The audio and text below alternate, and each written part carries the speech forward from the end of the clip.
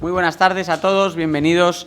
En primer lugar, daros las gracias por acompañarnos en una jornada tan importante, tan especial, para todos los que de una u otra manera formamos parte del Centro Diego de Covarrubias. ¿Qué es el Centro Diego de Covarrubias? ¿No? Empecemos por el principio. Es una asociación volcada en la promoción del liberalismo cristiano. Es una entidad centrada en promover, por supuesto, la plena compatibilidad entre la libertad política y económica y el sistema teológico y de valores del cristianismo, y además una entidad, un centro de pensamiento que consagra a esta tarea todo lo que hace. Lo que hace es publicar una magnífica colección de libros, organizar amplios ciclos de conferencias en este y otros lugares de Madrid, divulga estudios, informes, cuadernos, cartas semanales, bueno, en definitiva, todo tipo de actividades para que esa llama siga viva. Pero bueno, celebramos actos del Centro de Covarrubias todos los meses, sin embargo el de hoy es un poquito más especial. Forma parte del empeño del fundador y el presidente de honor de la entidad, don Vicente Boceta, que recogió el testigo de distintos gobiernos del mundo, incluido el estadounidense, que hace ahora ya más de 2 décadas insistieron en fijar esta fecha en el calendario, no sé si decir con rojo o en negro, como recuerdo y en memoria de todas las víctimas del comunismo y como celebración de lo que supuso la caída del telón de acero, la caída del muro de Berlín y el inicio de un periodo que no ha estado exento de retos, pero que le ha devuelto la libertad literalmente a decenas de millones de compatriotas europeos. En este contexto, en esta situación, tenemos que reflexionar sobre todos los retos que enfrentábamos entonces, hace ya 33 años, yo tengo 34, y los retos que seguimos enfrentando en el presente. Ese muro cayó, pero sigue habiendo muchas amenazas a nuestras libertades. Para echar una mirada al pasado, vamos a estrenar a continuación en España un documental producido y protagonizado por Rainer Zitelmann. Se trata de un divulgador alemán, autor de más de una veintena de libros, columnista en algunos de los principales medios internacionales, empresario de éxito, sociólogo, historiador, bueno, es de estas personas que parece que el día tiene no 24 sino 72 horas. Y Rainer, en este documental, nos lleva a la vida detrás del muro de Berlín, bajo la bota del comunismo en la Alemania del Este.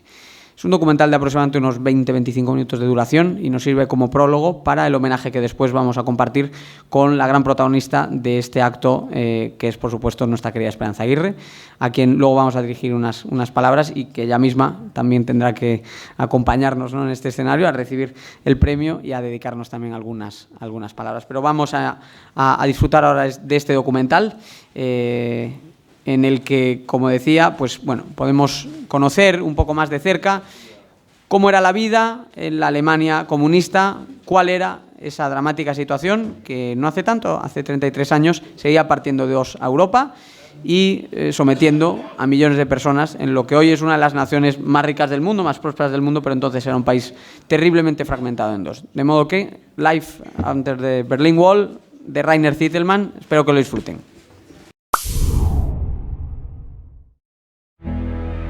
1961, Berlin, Germany.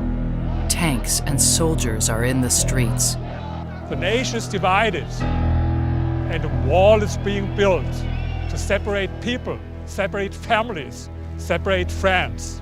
What happens when a country and its capital city are cut in half?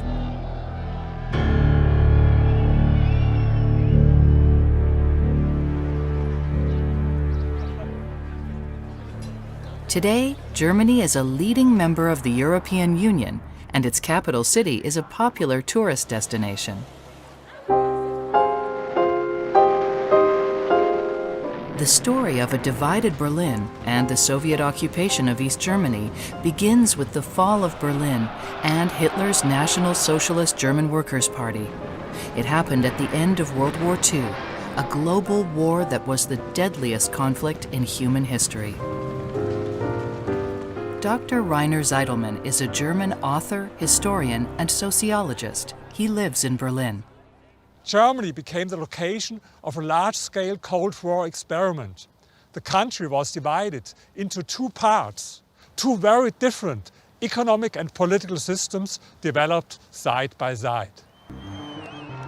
The victorious armies divided Germany into 4 zones. The three zones occupied by the United States, Great Britain, and France unified and became what was called West Germany, while the zone occupied by the Soviet Union became East Germany. East Germany called itself the German Democratic Republic. West Germany called itself the Federal Republic of Germany, and it was a democratic parliamentary republic. The capital city, Berlin, was inside East Germany. Berlin was also divided into East and West by a border that wound its way down streets and canals and through neighborhoods, parks, sidewalks, and fields. Wolfgang Sawatzki is a caretaker at the East German Apartment Museum. Ich bin 1946 geboren in Berlin. Damals war es ja noch nicht Ost- und Westberlin. Und 1949 wurde dann die Stadt geteilt und da war ich automatisch Ostberliner, weil die Wohnung gerade da war in dem Bezirk. The early days after World War II were a struggle for all Germans. So much of the country was destroyed, and the economy was a total disaster. In West Germany, almost 1/4 of all housing lay in ruins. Damals war es ja eben nach dem Krieg zu wenig Wohnungen und alte Wohnungen und manchmal noch halb ausgebombt hatten wir auch gehabt im Haus, dass da ein Seitenflügel gefehlt hat. A lot of East Germans, like entrepreneurs, managers, farmers, creative people, young professionals, moved from the Soviet-controlled East towards the freedom of the West, and they called it the freight train. They were moving from a state-run system in the East to what they hoped would be a better life in the West. But not everyone was on the same page. Even after the failure of Hitler's National Socialism, many West Germans weren't convinced that capitalism would be any better. But by a narrow margin, West German voters supported Ludwig Erhard's plan for an economic system like the United States. He hoped that this would expand the economy and lead to more wealth and prosperity for everyone. West Berlin and the rest of West Germany was a democracy with a free market economy. East Berlin and all of East Germany was socialist and had a planned economy. In a market economy, entrepreneurs decide what is produced, and in the end, it's the consumer's choice. On the other hand, in a planned economy, politicians and civil servants determine what is produced according to their plan. The market economy in West Germany resulted in higher prices at first, but it also created a flood of consumer goods, which were less expensive than in the East, and shortages in the East were common. Christine and Manfred Schreiber grew up in East Germany and were married there in 1979. Apfelsinen, hier, Apfelsinen. Die gab es nur Weihnachten und dann, wie viele Kinder haben Sie? 1, 2, 3. Na, dann kriegen Sie maximal 6 Apfelsinen oder 3 Bananen. Products that were difficult to produce or imported were hard to find. When shops got bananas or oranges, people had to wait in a long line, but a lot of them had to leave empty-handed. Ja, also das Einkaufserlebnis in der DDR war so, dass man nicht immer alles bekommen hat, was man wollte. Als DDR-Bürger musste man immer Geld dabei haben, damit man, wenn es was gibt, egal was, dass man das dann kaufen kann. Auch wenn man es nur als Tauschobjekt braucht. Some things were just hard to get. If you could buy something that people wanted, you could trade it for something that you needed. Some people think that a few master planners can determine what the people want, instead of leaving it up to millions of consumers and entrepreneurs. These lines were created by this kind of thinking. For the next 12 years, the West German economy grew at a fast pace. Shops were filled with a wide variety of goods, housing improved, and the standard of living increased. But not in the East. Things weren't going well. People didn't want to follow the government planners, so they had to be forced. How were they forced? The East German government created a large state security agency called the Stasi. Dr. Hubertus Knob is a German historian. So the Stasi was the main instrument of controlling the society in East Germany. Man hat nun nicht das gesagt, was man dachte, sondern das, was man eben so sagen sollte. So your friends, your colleagues at work, they worked for the Stasi. Ja, so unterschwellig war immer da. Wenn ich auffalle, dann kann es passieren, dass ich abgeholt werde. My case, for example, I was living in the West. I smuggled forbidden books to the East. My best friend, he was a priest in East Germany, and I did it together with him. It came out that he was the informer and he told everything to the Stasi. Despite firm government control, people were still allowed to travel to West Berlin.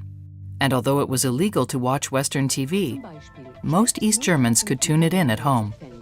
Du hast ja die Werbung immer gesehen, die Westwerbung jeden Abend. Und die Nachrichten und die Politik und so, das hat man ja alles live verfolgt. They watched Democracy in Action, commercials for refrigerators that were almost impossible to buy, and a lifestyle that they would never have. These day-to-day problems motivated more and more young, educated and talented people to move to the West. Companies were also leaving, taking managers and skilled workers with them. The brain train continued. By 1961, more than 2.5 million people had left East Germany, including nearly 1 million workers. It's really important to remember, almost everyone moved from the East to the West, and almost no one moved from the West to the East. And 50% of all these refugees were under the age of 25. The East German government felt that it had to do something. So what did they do? In August 1961, they built the wall.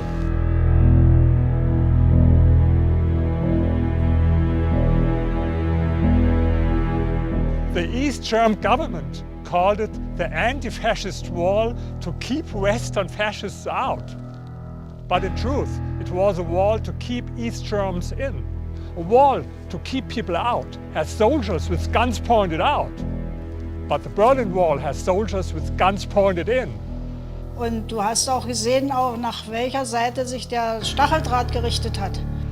And so, people could no longer move from East to West Berlin. Fühlte man sich eingesperrt eigentlich. Many people tried to escape from the East. One famous defector was an East German border guard who threw down his rifle and jumped across the barbed wire to safety in the West. By the 1980s, the Berlin Wall was 100 miles long and surrounded West Berlin. It was topped with watchtowers and armed guards. It was a piece of West Germany located in the middle of East Germany.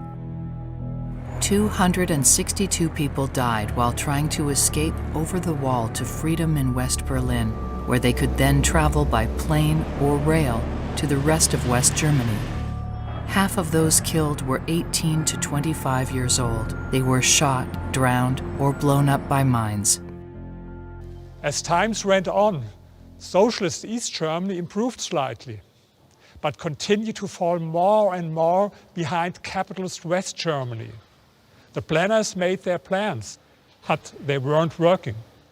Low prices on essentials were subsidized by heavily taxing things like vacuum cleaners and refrigerators as luxury items, making them unaffordable. So-called luxury items that East Germans could buy were not up to West German standards.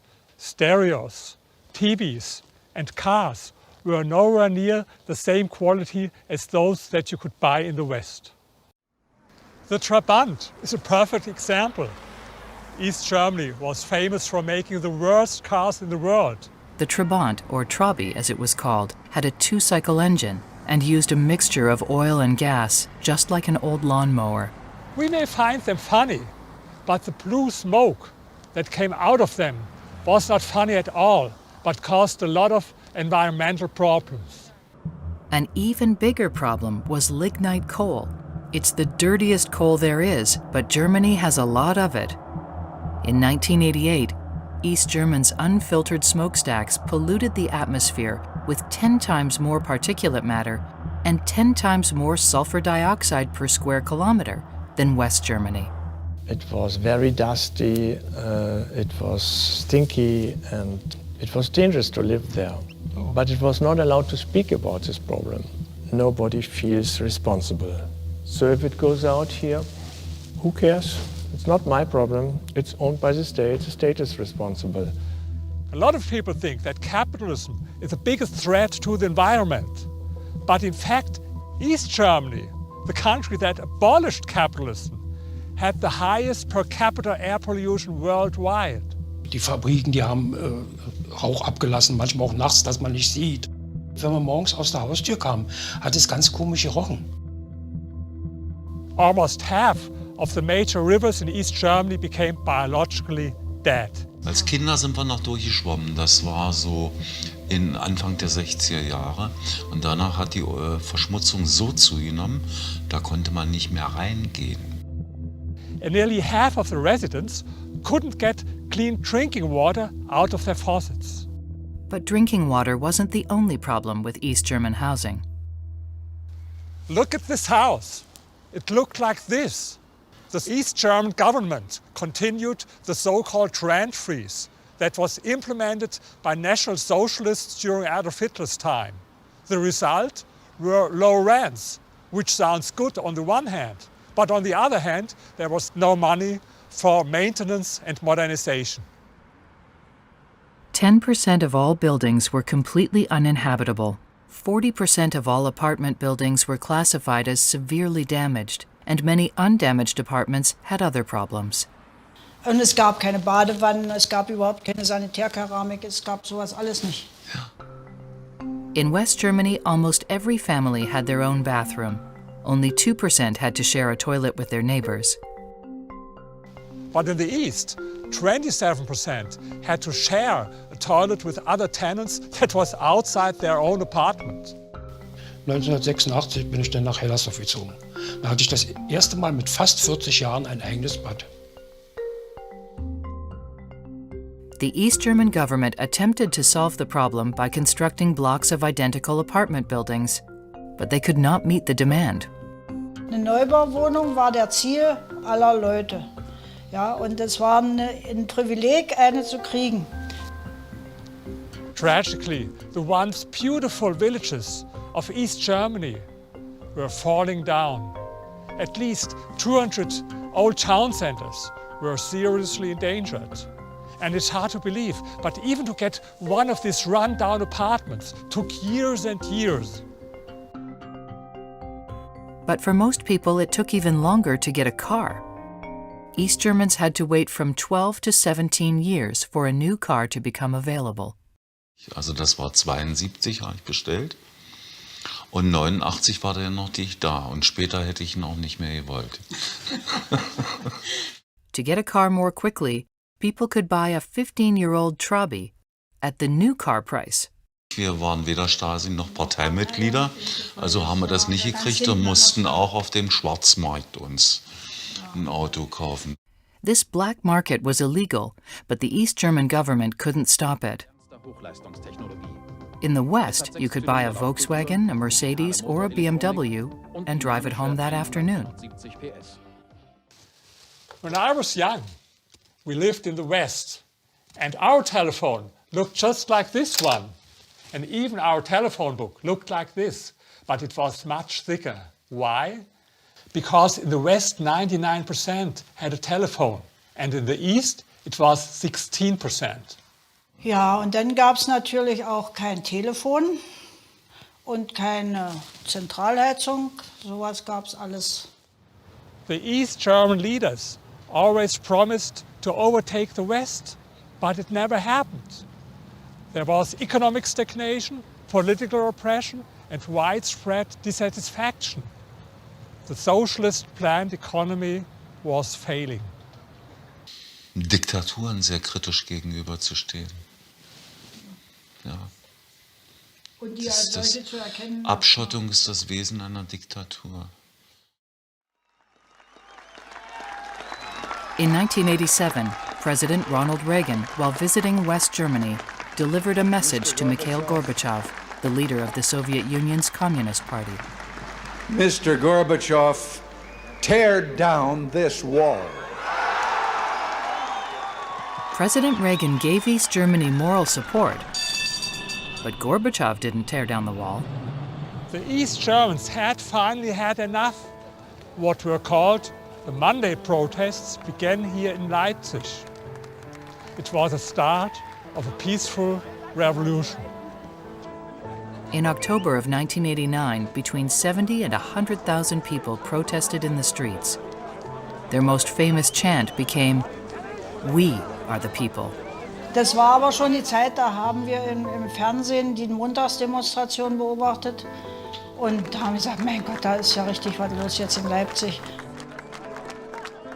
Im Prinzip war die Grundstimmung in der ganzen DDR gleich. Deswegen gab es auch keine Gewaltexzesse. Es war praktisch, jeder wusste, irgendwann kommt der Punkt, wo es vorbei ist.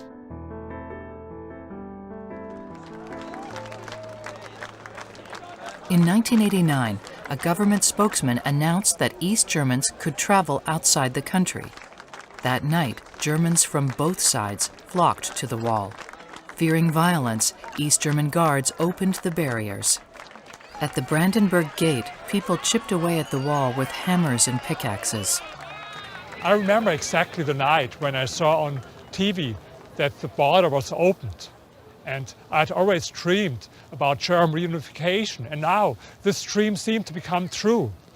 And I called my mother, and this was the only time in my life when tears ran down my face for political reasons. On October 3, 1990, East Germany and West Germany were reunited as one country. Today, all that's left of the Berlin Wall is this short section that we keep as a reminder of this terrible period of German history. This is the former East Germany.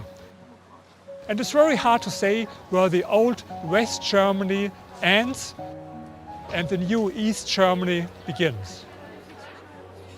Once the wall was down, people were freer to make their own choices. And once companies were no longer owned by the state, but by private entrepreneurs, standards of living began to rise. It proves that increasing free market capitalist elements leads to more growth. This is not only good for entrepreneurs or rich people, but it is also good for average people.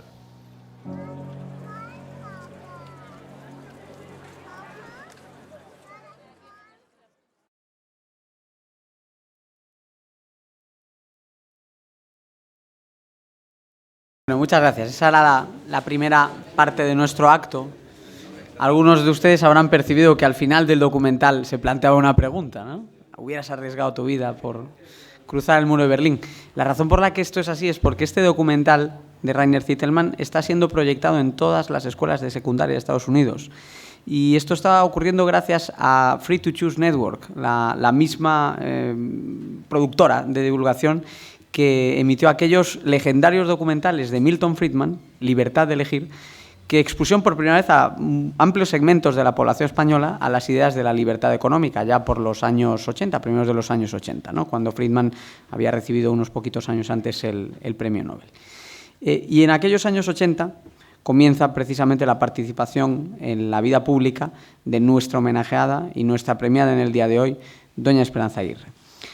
Si yo tuviese que destacar algo de su trayectoria, y antes se han enumerado los importantísimos cargos de responsabilidad que alcanzó a lo largo de toda su vida en el servicio político, presidenta del Senado, destacadísima concejal también aquí en el Ayuntamiento de Madrid, a cargo, por ejemplo, de la cartera de Medio Ambiente, ministra de Educación y, por supuesto, presidenta de la Comunidad de Madrid. Lo que destacaría por encima de cualquier otra cosa es la enorme imaginación política que siempre exhibió Esperanza Aguirre. Esperanza no llegó a la Comunidad de Madrid a gestionarla como podrían haberla gestionado muchos otros, seguro con buen criterio y seguro con la voluntad de administrar las cosas que se habían encontrado. No, la pretensión de Esperanza era otra, ir un poquito más allá, imaginar las posibilidades de Madrid.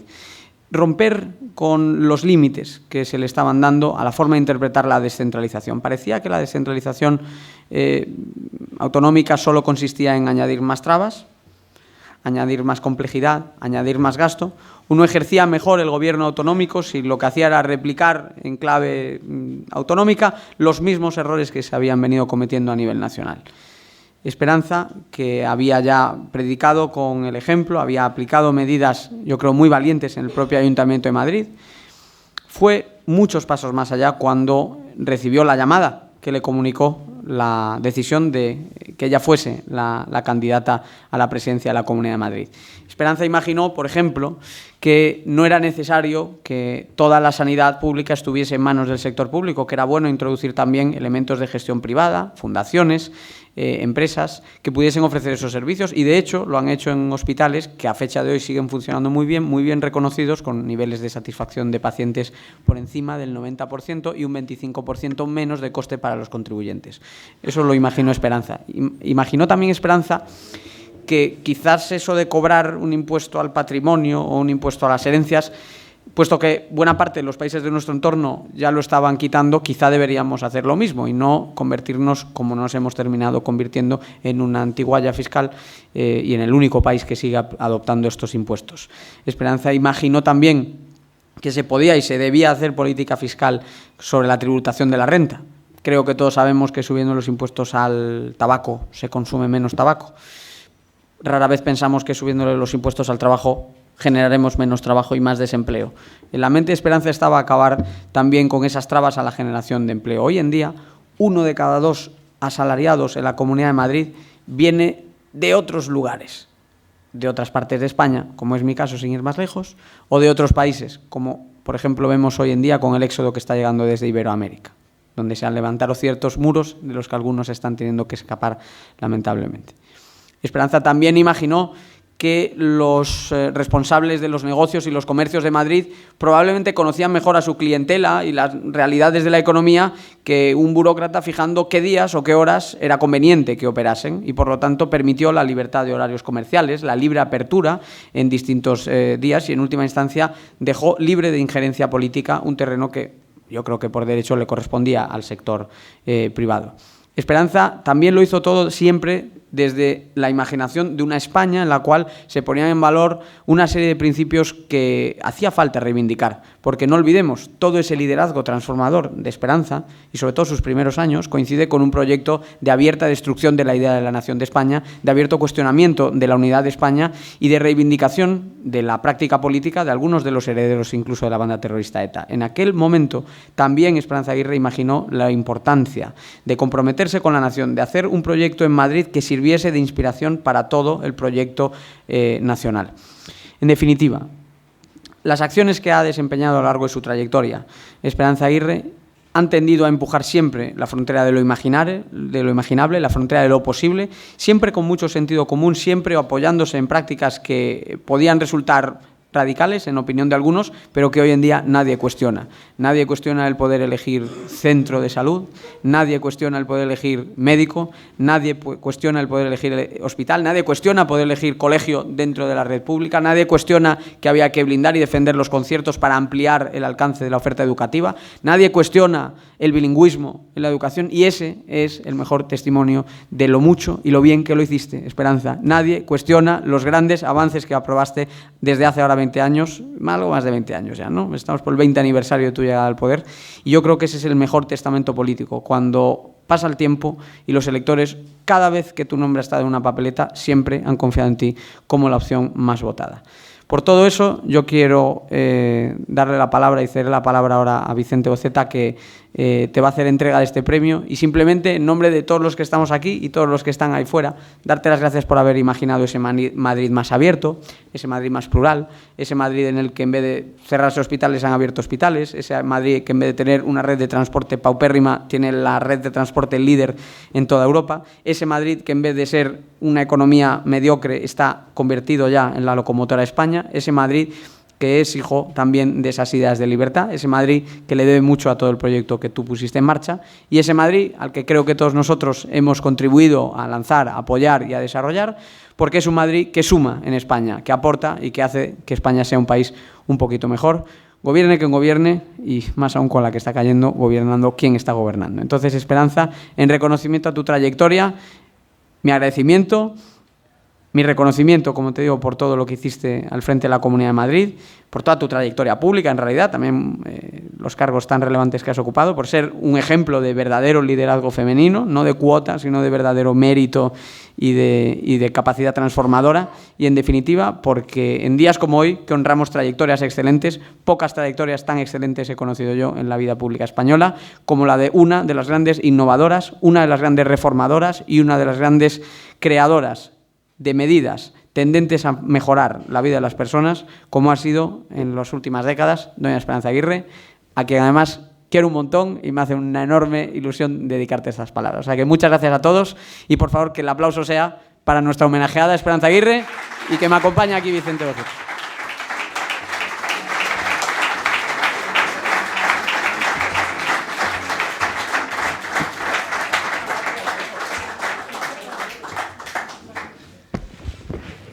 Bueno, yo solamente un minuto para acordarme, hace muchos años, una Esperanza Aguirre, me parece fue en un congreso del PP por Levante, dijo 3 palabras: no me resigno.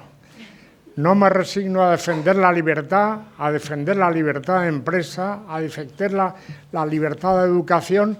Y aquel no me resigno sigue resonando en mis oídos y la verdad es que le agradezco que no se resignara. Y nosotros en el centro de Covarrubias tampoco nos resignamos y desde nuestra modestia, desde nuestra pequeñez, seguimos defendiendo esa libertad con mayúsculas, esa libertad de empresa, de educación, de pensamiento, la libertad con mayúscula. Y por eso, desde este agradecimiento, es cuando quiero entregar a Esperanza Aguirre nuestro premio anual por la defensa de esos valores de libertad y de libre emprendimiento.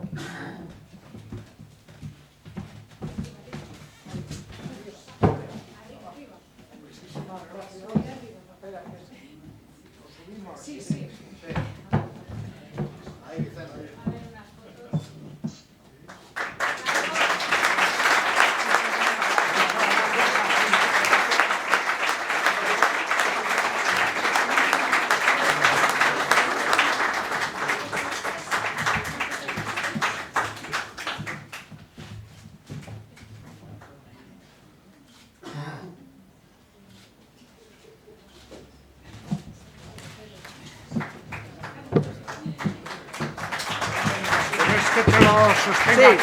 Sí.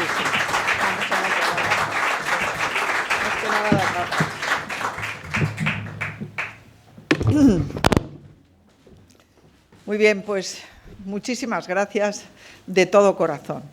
Muchísimas gracias a Vicente Boceta, que es el presidente de honor del Centro Diego de Covarrubias y que sé que es la persona que me ha propuesto para premiar mi trayectoria política en este acto tan impresionante y para mí tan emocionante como el de hoy.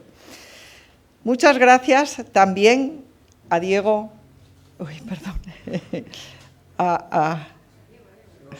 a Diego Sánchez de la Cruz por sus palabras de hoy, pero también por el libro que ha escrito, por el libro Liberalismo a la madrileña, que recomiendo a todos que lean porque verdaderamente es, creo yo, que uno de los ejemplos de cómo se puede hablar de una trayectoria en una comunidad autónoma o en un ayuntamiento o en un gobierno y hacerlo de una manera pues tan amena, tan entretenida y al mismo tiempo tan accurate, tan verdaderamente ejemplar.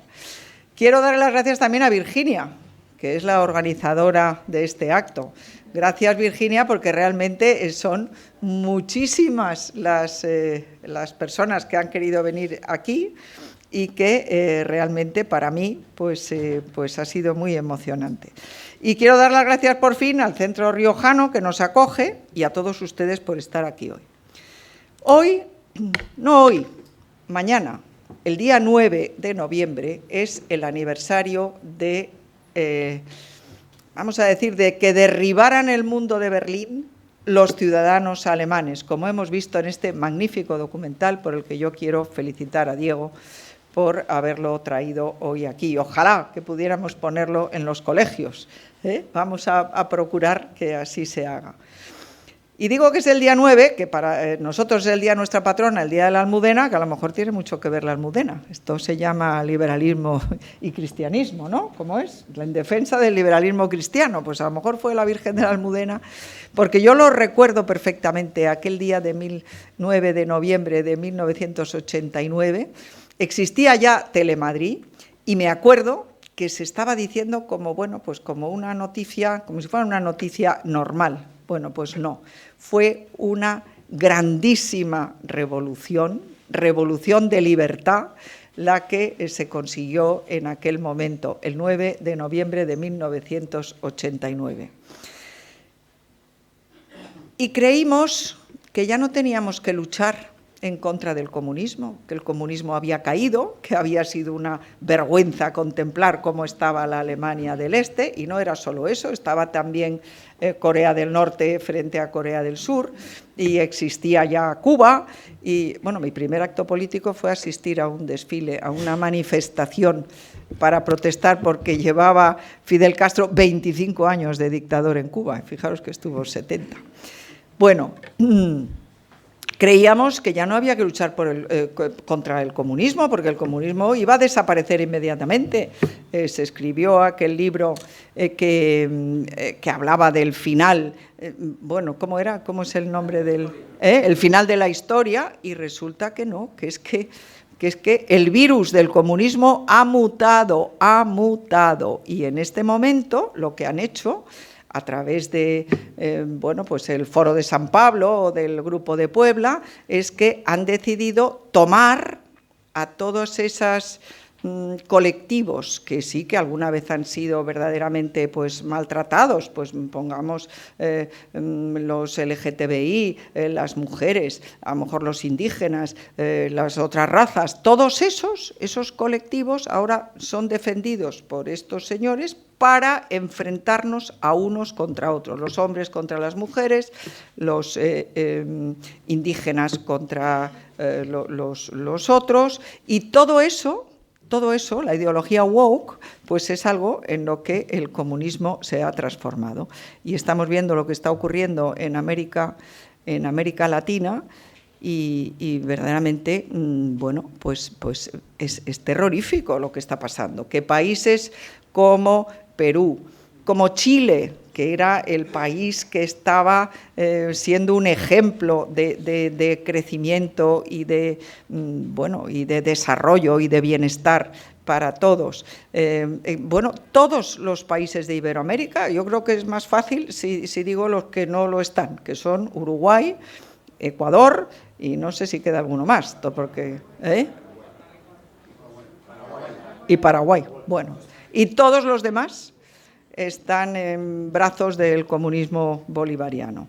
Por eso yo cada vez estoy más convencida de que si yo empecé en política en los años 80, como ha dicho muy bien Diego, influida por el Club Liberal de Madrid y por quien fue mi maestro, Pedro Schwartz, al que quiero agradecerle desde aquí todo lo que me enseñó. Aquí está Carlos Rodríguez Brown, que también estuvo en la misma cátedra de Historia de las Doctrinas Económicas de Pedro, y en el Club Liberal de Madrid, donde descubrimos, bueno, pues que en aquella época la señora Thatcher y Ronald Reagan luchaban contra el comunismo, también con el Papa polaco, por supuesto, pero la mayoría de la gente, si no era socialista, pues era socialdemócrata. Había poquísimos liberales en España. Por eso yo entré en política, de la mano de Pedro, en un partido muy pequeño que se llamaba la Unión Liberal, que nos acusaban nuestros adversarios dentro de la misma coalición o de la derecha, decían que que los de la Unión Liberal cabíamos en un taxi y el taxi lo pagaba Alianza Popular. Y no estaban descaminados. Entonces, yo me presenté a las elecciones al Ayuntamiento de Madrid en 1983 y ahora que todo el mundo cree que Madrid, para Diego, que no había nacido cuando cae el muro, que Madrid es, pues eso, un bastión inexpugnable de la derecha, pues les tengo que recordar que Madrid era un bastión inexpugnable de la izquierda. Aquí gobernaba Leguina, que estuvo 12 años gobernando, con mayoría absoluta la mayoría de ellos y con apoyo de los comunistas los otros. En el Ayuntamiento de Madrid, el año que yo me presento, el año 83, la Coalición Popular, Alianza Popular, los demócratas cristianos del PDP y la Unión Liberal, sacamos 23 concejales. Y el PSOE sacó 30, la mayoría absoluta eran 28. Y por si le faltaban pocos, el Partido Comunista sacó 4. O sea, era, bueno, pues eso, un bastión inexpugnable de la izquierda. Y el 87, que fue las siguientes elecciones a las que yo me presenté, de 23 bajamos a 20. Pero eso sí, apareció el CDS, que con 8 concejales, y los 20 nuestros ya eran 28, hicimos una moción de censura, y José María Álvarez del Manzano, al que desde aquí quiero mandar un abrazo muy fuerte y todo mi entusiasmo, porque me enseñó muchísimo de lo bueno que he aprendido en la política.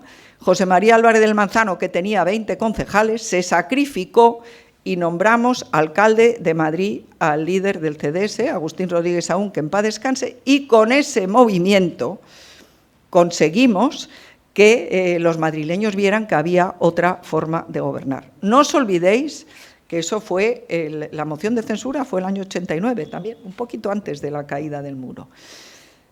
Y en las elecciones del 91, de 20 concejales subimos a 30. Pero, sin embargo, la comunidad autónoma siguió siendo bastión socialista. Felipe González seguía gobernando y ganó todas las elecciones generales hasta el año 96.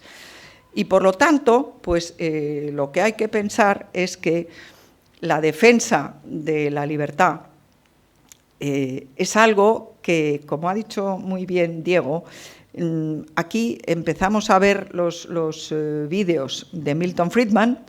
Este reportaje o este documental que acabamos de ver, yo creo que también sería muy interesante que lo vieran en las escuelas y que, bueno, pues que haya más gente que vaya a la política a defender la libertad, que es lo que a mí, por lo menos, lo que me llevó a la política desde el minuto 1.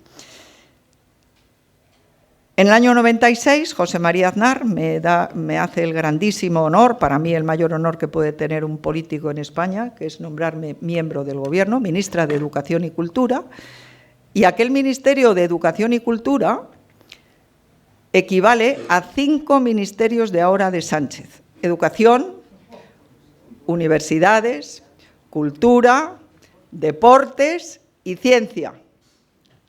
Los 5, solo que además en educación, en universidades no estaban las transferencias hechas, las universidades, yo presidía el Consejo de Universidades, no se me olvidará nunca, 84 hombres y yo, todos los rectores eran hombres entonces. Después del Ministerio fui presidenta del Senado, que es una institución que yo desde luego reivindico porque creo que es muy importante. Y como ministra, pues me pude dar cuenta que en el Estado autonómico español el Ministerio podía hacer muy pocas cosas en educación. Pero todo aquello que no pude hacer en educación cuando fui ministra, lo pude hacer en la Comunidad de Madrid. Y me siento, pues muy modestamente, pero orgullosa de muchas de esas cosas. Por ejemplo, el haber permitido que todos los padres pudieran elegir el tipo de educación que quisieran para sus hijos, que lo dice el artículo 27 de la Constitución, pero en el resto de España todavía no se puede conseguir. Aquí tuvimos que hacer distrito único para que no contara la cercanía, la proximidad del domicilio, sino que uno pudiera llevar a sus hijos al colegio que quisiera. No solamente la libertad de elegir colegio. En la materia educativa decidimos hacer libertad y responsabilidad. Y por eso introdujimos unas pruebas censales. Pruebas censales quiere decir exámenes, porque yo cuando llegué al ministerio me enteré que en España estaban prohibidos los exámenes y que nadie lo sabe, pero lo habían prohibido. Hasta el bachillerato no se podían hacer exámenes. Y nosotros introdujimos unas pruebas censales, quiere decir a todo el mundo, no hechas solamente a algunos alumnos, unas que llamamos pruebas de conocimientos y destrezas para lo básico: lengua, matemáticas, aritmética, lengua y cultura. Bueno, pues eso, que nos costó muchísimo trabajo conseguir que se aprobara, y aquí está Alicia Delibes, a la que desde aquí quiero felicitar por todo lo que hizo, porque ella misma establecía esas pruebas, y simplemente quiero deciros que fui a una reunión de todos los directores de colegio, o de los que quisieron venir, pero en fin, eran muchos, era todo el auditorio del ministerio, no me acuerdo de dónde, y les dije, bueno, es que hay que hacer unas pruebas que no quiero que sean difíciles, yo quiero que sean unas pruebas fáciles. Por ejemplo, la capital de Francia. Y dice una, es que eso no se da. Digo, pues para que se dé, para que se dé. Entonces, es que estas anécdotas de verdad que es que son increíbles. Bueno, como ministra, pues lamentablemente cometí un error, hay que reconocer los errores. Yo presenté un proyecto de mejora de la enseñanza de las humanidades en la secundaria, que era la historia, la literatura, la geografía y las lenguas clásicas, todas las humanidades, que no lo hizo el Ministerio, lo encargamos a la Fundación Ortega y Gasset. Los mejores catedráticos de España colaboraron. Era un currículum, que es como se llaman ahora los planes de estudio, verdaderamente magnífico. Bueno, pues como resulta que lo que entonces se llamaba la minoría catalana, Convergencia y Unió, presentó en el Congreso una proposición no de ley que decía que la señora ministra retire el proyecto de Real Decreto que ha presentado de mejora de enseñanza de humanidades. Y recuerdo que la LOCSE, que era la ley que habían aprobado los socialistas con el apoyo de los nacionalistas, decía en su artículo 4: el Gobierno, por decreto, establecerá las enseñanzas mínimas comunes que todos los españoles tienen que conocer. Por decreto, o sea, no había que hacer ninguna ley, simplemente había que aprobar un Real Decreto. Bueno, pues mi error fue que hoy yo hubiera dicho, pues si quieren que yo retire ese Real Decreto, cambien ustedes la ley, porque la ley me obliga a hacerlo. Pero a mí me pareció, porque entonces la minoría catalana presentó eso y lo votó a favor el Partido Socialista, el Partido Comunista, todo el mundo. Entonces, si la mayoría del Congreso decía que la ministra tenía que retirar el decreto, pues yo me creí en la obligación de hacerlo. Error. Tenía que haber haber aprobado ese Real Decreto, y si no les gustaba, que hubieran cambiado ellos la ley, el artículo 4 de la LOCSE. Pero no lo hice. Y entonces, bueno, pues la enseñanza de humanidades sí la pude mejorar, desde luego, en la Comunidad Autónoma de Madrid. Los años de la Comunidad de Madrid, los 9 años que estuve, pues realmente a mí me pareció que mi obligación era acrecentar las libertades de los madrileños. Diego lo ha explicado un poco, pero es verdad que así fue. Desde el minuto 1. Llegamos al gobierno el 20, me parece que fue el 22 de noviembre. Bueno, pues en diciembre ya suprimimos el primer impuesto, que era un recargo sobre la gasolina que iba directamente a la sanidad. Después suprimimos los impuestos de sucesiones y donaciones, bajamos el impuesto de la renta de las personas físicas, bajamos el impuesto de transmisiones patrimoniales. Y tengo que reconocer que después de que Zapatero dijera que bajar impuestos era de izquierdas y que había que quitar el impuesto de patrimonio, o sea, no me voy a poner más flores, al minuto siguiente a que Zapatero dijera eso, no le dejé al pobre Simancas protestar por eso, suprimimos también el impuesto de patrimonio. Y tengo que decir que en el Partido Popular, que acogían las ideas de los liberales, pues de aquella manera, sí, todos ahora están de acuerdo en que hay que bajar los impuestos. Todos. Pero en cambio, en la libertad de elegir es que yo no consigo que esto vaya en el resto de comunidades autónomas. La libertad de horarios comerciales me costó un trabajo porque estaban casi todas las asociaciones de comerciantes. Aquí está Arturo Fernández, la CEPIME, la CEIM, la CEIM no, pero las otras, las de los comerciantes, estaban en contra.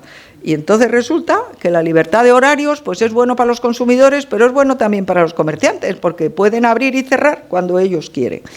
Bueno, y en sanidad, pues también, esto de la clientela cautiva de un hospital, no, es que es el hospital que le corresponde. ¿Cómo que le corresponde? Aquí todos los hospitales públicos son de todos los madrileños y por lo tanto los madrileños podemos elegir, ahí sí tuve que hacer una ley, elegir hospital, elegir médico, elegir enfermero y todo eso que muy poca gente lo practica, pero los que lo practican se quedan asombrados, porque realmente eso es, la libertad de elegir, creo que también es importantísima.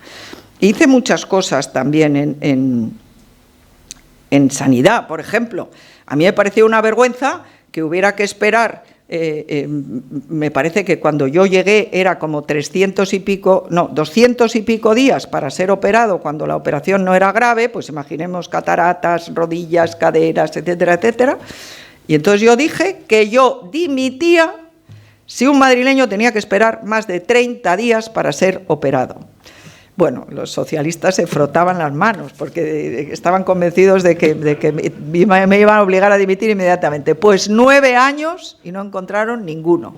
¿Por qué? Pues porque los hospitales privados estaban encantados de operar las cataratas, las caderas o las rodillas de la gente que lo necesitara. Pues bien, por desgracia, eso tampoco lo hace ninguna otra comunidad autónoma y tengo que decir que tampoco la de Madrid. Hospitales públicos nuevos, con gestión privada algunos de ellos, por supuesto. 11 hospitales públicos nuevos hice durante los 9 años que estuve. Y luego Isabel Díaz Ayuso ha añadido 2, el Zendal y está haciendo otro. Bueno. ¿Y qué clase de hospitales públicos eran estos? Pues todos con habitaciones individuales. Oye, y ahora me han puesto una querella criminal por haber decidido que los hospitales públicos tuvieran habitaciones individuales, porque según ellos yo no he bajado el canon de... Pero oiga, ¿usted se cree que menos mal que la juez ni siquiera lo admitió a trámite, que un presidente de una comunidad autónoma se ocupa de lo que le pagan mensualmente al concesionario de ese hospital? Bueno, pues es que es el rayo que no cesa. Como dice Isabel, quieren meternos a todos en la cárcel y si pudieran lo harían, desde luego. Y aparte de 11 hospitales, hicimos 90 centros de salud nuevos y luego en el transporte pues hicimos una revolución, porque luego hablaban, pero hicimos 100 kilómetros de metro y 80 estaciones nuevas. Bueno, pues a mí lo que me importa destacar es que yo todas las decisiones siempre las tomé basándome en los principios y creo que eso es lo más importante de todo. ¿Y cuáles son los principios? Que los políticos no estamos para regular, no estamos para decidir por los ciudadanos, estamos para acrecentar las libertades de los ciudadanos.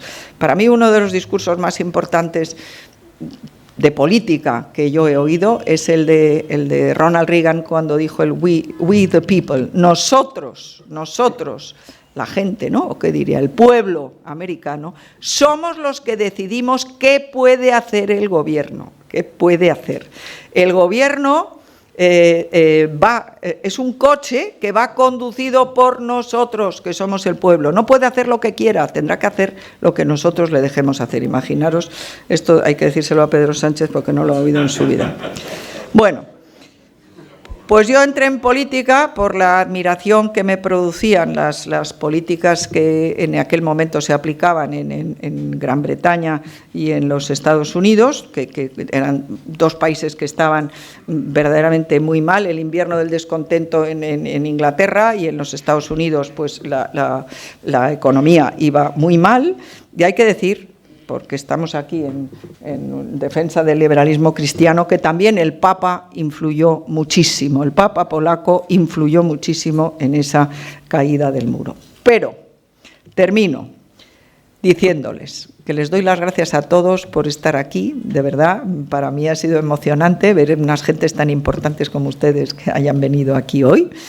Y a Vicente por haberme propuesto para este premio, a Virginia por organizarlo, a David por eso. Pero yo me gustaría terminar diciendo que todos los que estamos aquí y muchos otros a los que tenemos que convencer, tenemos que dedicar nuestras cabezas y nuestras vidas a defender la libertad. La libertad no se defiende sola. Miren lo que nos está pasando, si es que es aquí. Y por eso voy a terminar como termina este diputado argentino, que es el ídolo de mi marido, y en honor a Carlos Rodríguez Brown, que es ¡viva la libertad, carajo!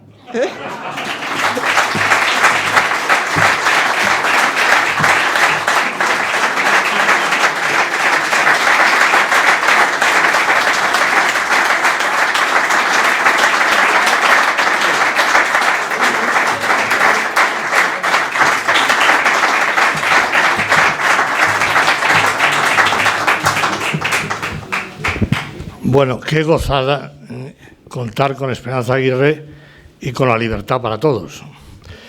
Yo voy a ser brevísimo, pero creo que lo más importante que hizo Esperanza Aguirre fue dotar a la Comunidad de Madrid, desgraciadamente no pudo ser para toda España, puede ser muy difícil para toda España, de la enseñanza en libertad para la libertad. Eso asegura una formación de las personas para afrontar una sociedad en libertad. Si esa enseñanza se les hurta para convertirlos en monigotes, que es lo que intenta la izquierda desde hace muchos años, el futuro se compromete.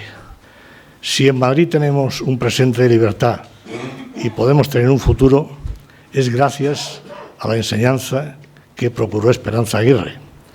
Eso es lo fundamental.